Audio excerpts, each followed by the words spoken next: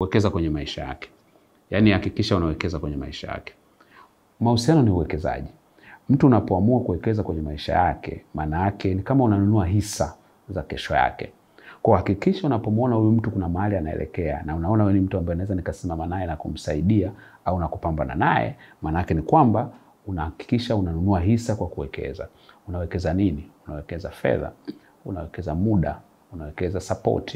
Ndio maana unaona hata kwenye michezo kwa mfano, kuna watu wanachukua kijana mdogo star, wanamwona na kipaji, wanaanza kuwekeza, wanampeleka football academy kufanya mazoezi, wanamlipia, wanafanya nini, wanamtafutia agent na vitu kama hivyo, baadaye anapata timu. Akipata ile timu, akilipwa zile pesa, sio zote anachukua peke yake.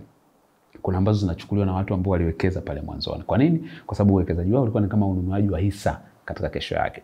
Na wewe pia angalia, kuna watu ambao unaona wanainuka kwenye sanaa, wanainuka kwenye vipaji, wanainuka katika uongozi, wanainuka katika vitu mbalimbali. Angalia na wewe, hakikisha unakuwa mmoja wa watu ambao usisubiri tu kwamba wafike juu, kwa sababu watakapofika juu kuna watu hapo katikati wengi wametumika kwenye kuwasaidia kufika juu. Na watakuwa loyal kwa wale watu kwa sababu wamewasaidia kwa vile walivyo sasa hivi. Kwa hiyo hakikisha unawekeza kwenye maisha yao.